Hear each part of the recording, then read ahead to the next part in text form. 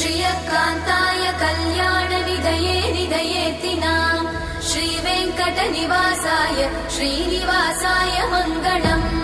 लक्ष्मी सविभ्रमालोकसुभ्रूविभ्रमचक्षुषे चक्षुषे सर्वलोकानां वेङ्कटेशाय मङ्गलम्।